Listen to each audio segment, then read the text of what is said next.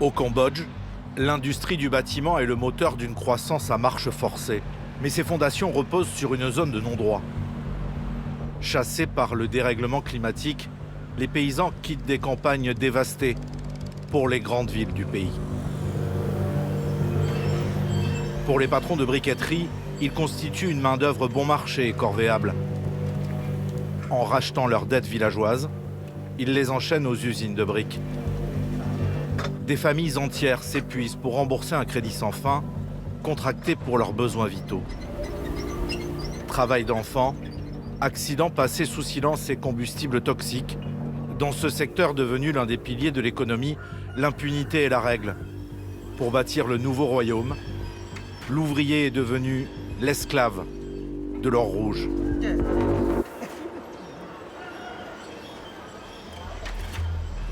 Sur la rive gauche du Mékong, à une quarantaine de kilomètres de Phnom Penh, une canopée de toit en tôle. Elle dissimule l'une des 50 usines de briques en activité autour de la capitale.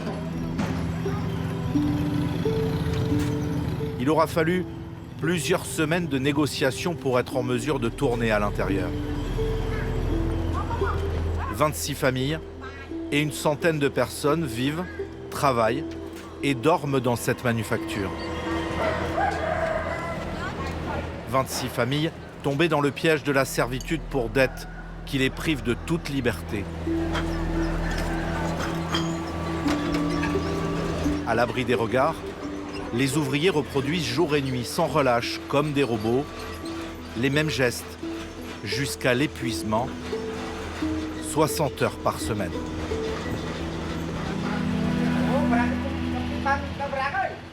Je ne connais pas le nombre de briques. C'est le responsable qui les compte. Je suis payé 6 centimes pour 10 briques transportées. Si on range 10 000 briques, on fait l'addition, ça fait 2,15 €.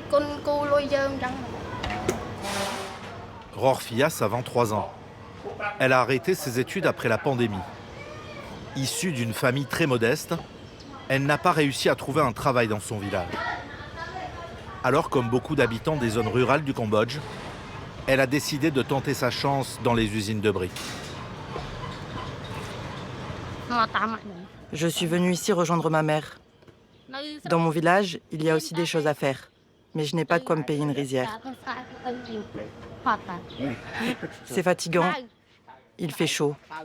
Regardez comment est fait le toit. 45 degrés à midi, l'usine se transforme en fournaise. La température va augmenter d'heure en heure, la fatigue aussi. Les ouvriers ont le droit à une première pause, après 4 heures de travail. C'est ma maison. Là-bas, nous rangeons les ustensiles et les ingrédients. C'est quoi ça? C'est un récipient pour stocker l'eau pour la cuisine et la toilette. Et vous dormez où? Ma mère et moi dormons ici, et les autres en haut.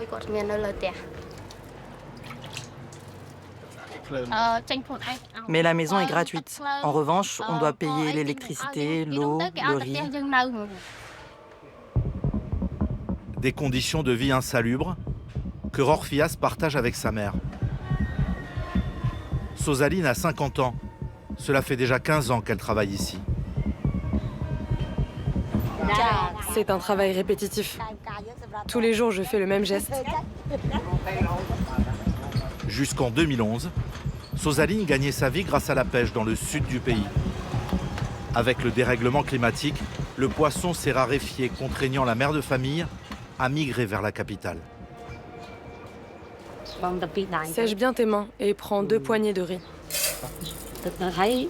Seulement 2 poignées. Un premier emploi dans une usine agroalimentaire, puis un second dans une manufacture de textile.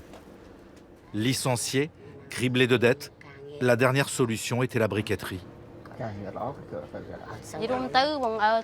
Ici, nous travaillons dur pour gagner moins de 6,50 € par personne et par jour. Je précise, entre 4,30 € et 6,50 €. À nous deux, on ne peut pas gagner plus que ça, parce que notre force physique n'est pas illimitée.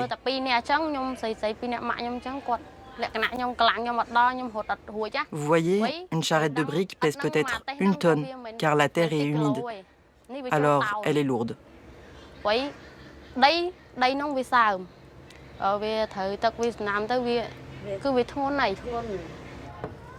Avec un salaire aussi faible, le piège s'est refermé sur Sosaline et sa fille. Leur dette se régénère jour après jour et devient impossible à éponger. Quand on a besoin d'argent, on doit en emprunter au patron. Aujourd'hui, nous n'avons rien à manger. Nous mangerons du poisson fermenté. On va lui demander un prêt par téléphone. En cas de maladie, si je n'ai pas d'argent, je l'appelle pour emprunter. Quand je suis rétablie, je dois travailler pour rembourser. Ce n'est pas gratuit. Vous devez encore combien?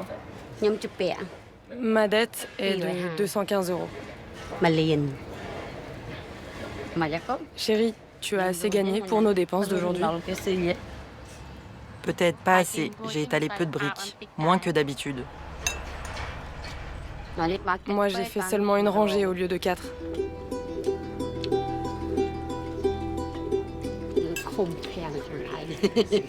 Ici, je travaille comme dans un lieu de détention. Je veux me libérer, mais je n'ai pas le temps de partir, sauf pour un instant au marché. C'est pénible. Mon village me manque. J'ai envie de pleurer quand j'y pense. Les deux femmes ont lié leur avenir à leur endettement. D'autres sont devenus prisonniers de la brique à la suite d'un accident. Le patron de l'usine, un riche homme d'affaires de Phnom Penh, ne vient que très rarement. Le quotidien est géré par M. Mon, le manager général de la briqueterie depuis plus de 10 ans. Je continue ici grâce au patron qui me garde malgré mon handicap.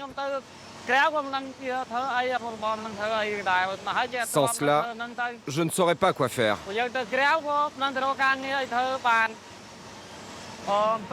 Avant, j'utilisais un moule traditionnel manuel.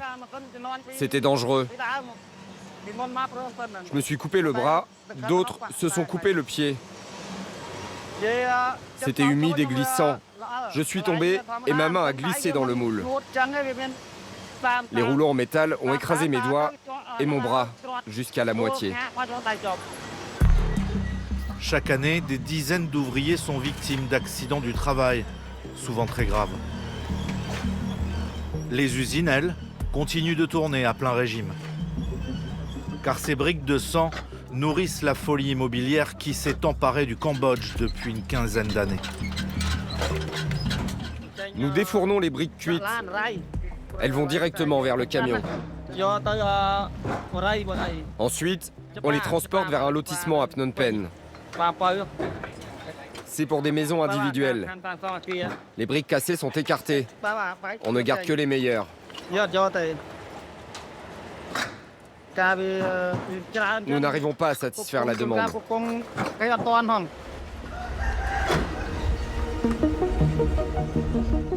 Le pays est en plein boom économique, avec une croissance annuelle à 5% et une classe moyenne qui s'enrichit d'année en année. Monsieur Kim a bâti un empire dans l'immobilier. Il est propriétaire de plusieurs buildings dans le centre de Phnom Penh. Il se consacre entièrement à sa dernière folie.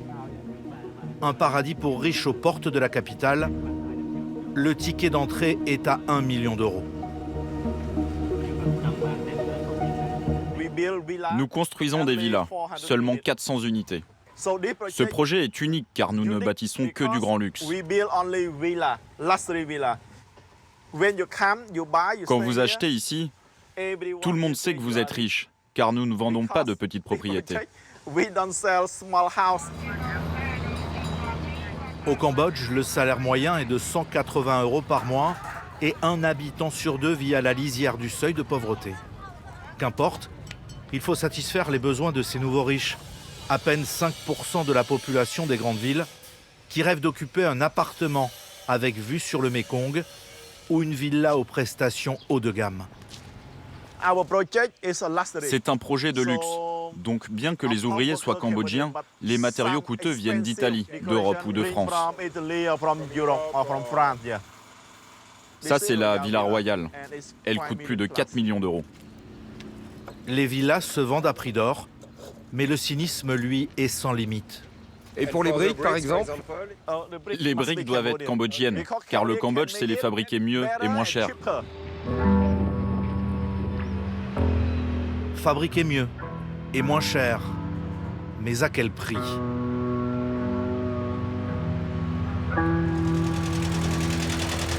À 20 km de la résidence de luxe, les équipes de nuit de l'usine préparent les fours pour la cuisson des briques. La température à l'intérieur doit atteindre les 1500 degrés une fois le feu allumé. Chaque nuit, Sembo, 53 ans, empile des milliers de briques.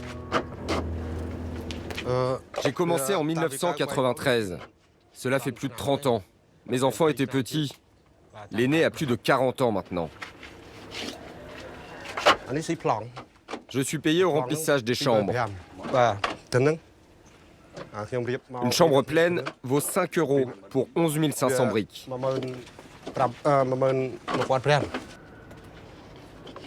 Je commence à 1 h du matin et je finis vers midi. C'est dangereux. Des briques me sont déjà tombées sur la tête. Heureusement que j'avais mon chapeau.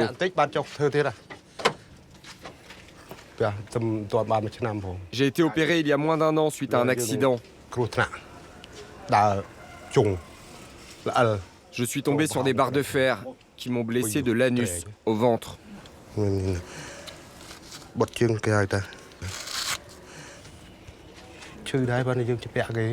Ça me fait mal, mais je n'ai pas le choix. Je dois 4 300 € au patron. J'ai emprunté pour soigner ma mère aussi.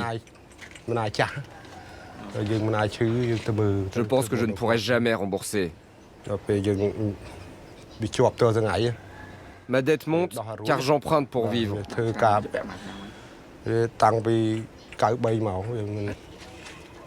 J'ai remboursé un peu plus de 1 000 €. Il en reste 3 300.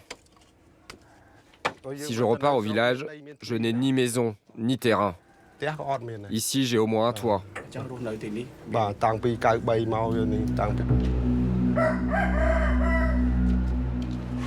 La dette se transmet d'une génération à l'autre. Je me sens comme un esclave, car ma dette m'empêche de partir. Je ne peux pas m'enfuir. Si je ne finis pas de payer, la difficulté tombera sur mes enfants.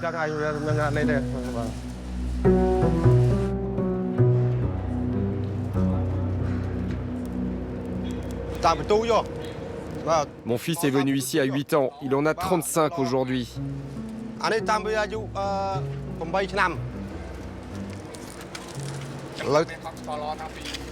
Il est devenu un expert de la cuisson.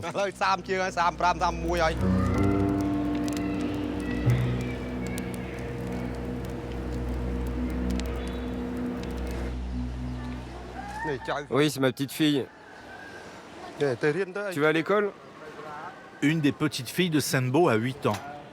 Au Cambodge, l'école est obligatoire jusqu'à 12 ans et le travail des enfants officiellement interdit jusqu'à 18 dans les secteurs à risque, comme les usines de briques. C'est même rappelé à l'entrée des usines, avec ces campagnes financées par le gouvernement. Mais l'inspection du travail manque de moyens pour faire appliquer la loi. Car dans le huis clos étouffant des fours, la réalité est tout autre. À l'image des autres petits-enfants de Sembo, contraints après les cours de travailler pour rembourser la dette familiale. J'ai chargé 8 500 briques. Il en reste encore 1 500. Le matin, les cours commencent à 7 h. Je suis en 5e. Quand j'ai cours le matin, je travaille l'après-midi et vice-versa. J'ai 15 ans. L'usine est l'ogre de ces centaines d'enfants. Travail dès le plus jeune âge, poussière, chaleur extrême et parfois un air chargé de substances toxiques.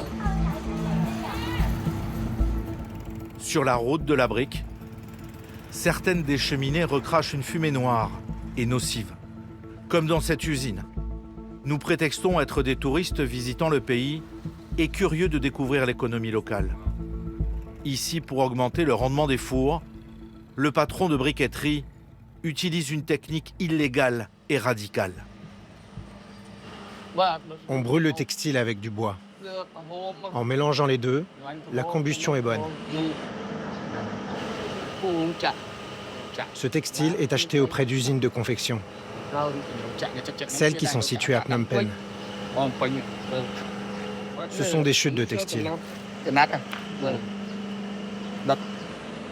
Des tissus qui proviennent des ateliers fournissant les géants de la fast fashion, comme sur cette étiquette de la marque F&F, du britannique Tesco, ou ici, de l'américain Gap.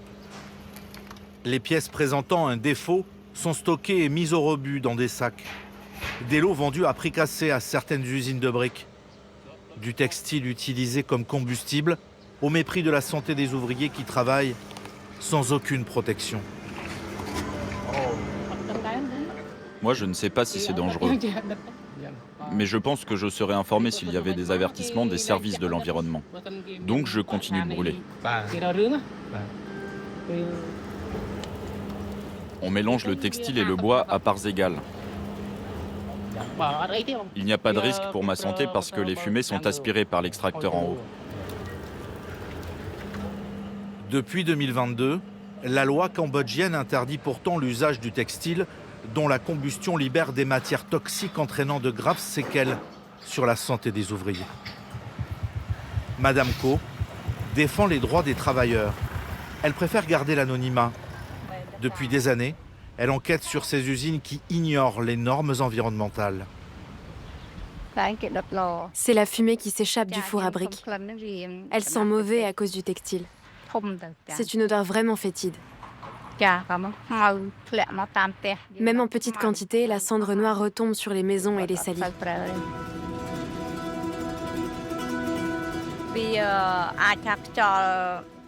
La fumée transportée par le vent jusqu'aux habitations cause de graves nuisances.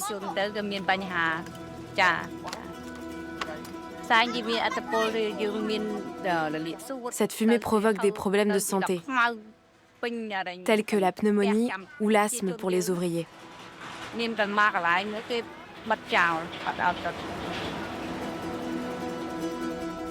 Mais la corruption endémique dans le pays freine, voire empêche l'application de la loi.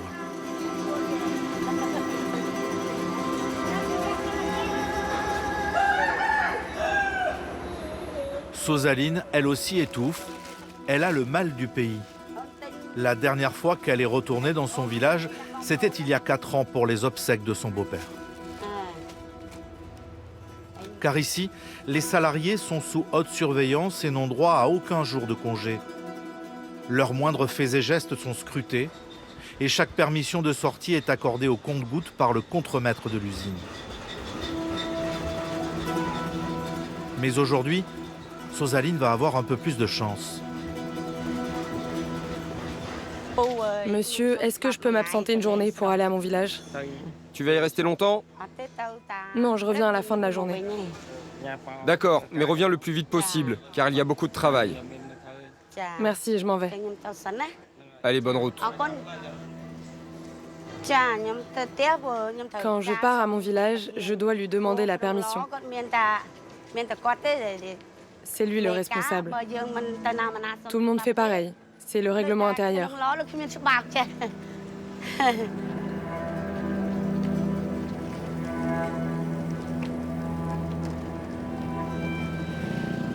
Il est très tôt. Je ne vois pas de taxi, je vais devoir marcher. Sosaline va mettre plus d'1 heure pour rejoindre la gare routière, située à l'entrée de la capitale. D'ici à Takeo, ça coûte combien? C'est 17 €. Ok, d'accord. Une somme qui représente 1/3 de son salaire mensuel. C'est le prix à payer pour quelques heures de liberté auprès des siens. En principe, je devrais partir avec ma fille. Mais le patron ne donne l'autorisation qu'à une seule personne. Il a peur que nous partions sans rembourser notre dette. Il m'a demandé de laisser ma famille sur place, par précaution.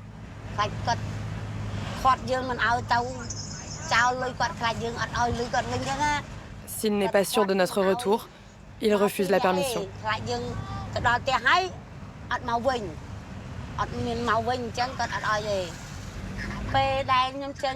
Quand je quitte le travail pour aller au village, je suis très heureuse. J'y vais rarement. Cela faisait 4 ans que je n'y étais pas allée.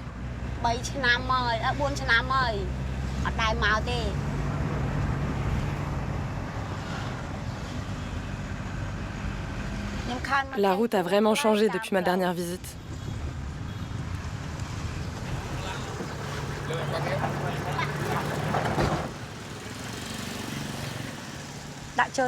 Pose mes bagages sur le lit. Merci. J'ai faim. Je veux manger. Où sont les plats? Je suis enfin arrivée. Je suis si heureuse de voir ma petite sœur. Elle m'a beaucoup manqué. Ma chérie, je t'apporte plein de choses. Attends, je te montre les cadeaux. Ces nouilles sont fraîches. Il faut bien les étaler. Tiens, prends les nouilles. Ma petite nièce ne me connaît pas. Je ne l'ai jamais vue.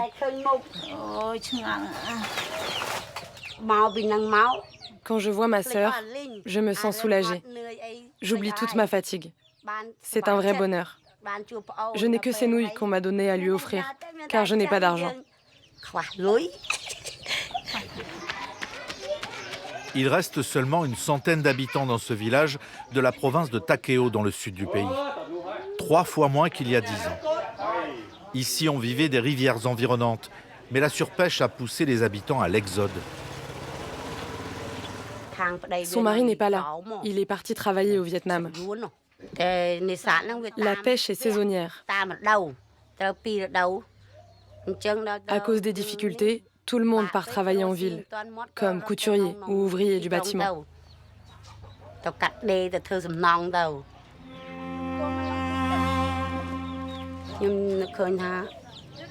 Mon lieu de travail ressemble à une prison.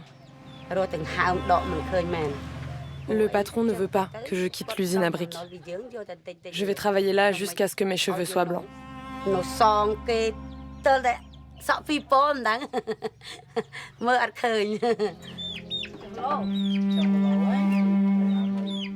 Pour ne pas contrarier son patron, Sosaline préfère rentrer avant la tombée de la nuit.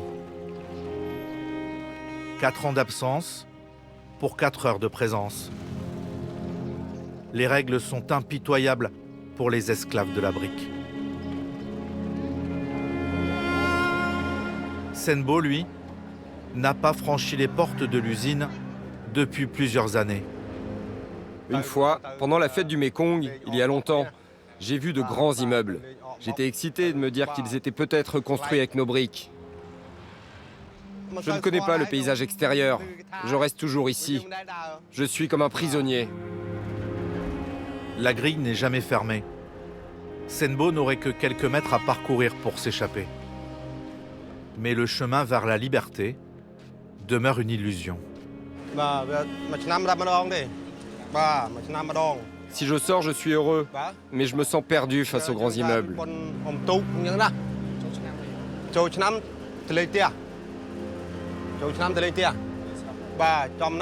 Sans argent pour ma dette, je n'ai aucun espoir de travailler ailleurs.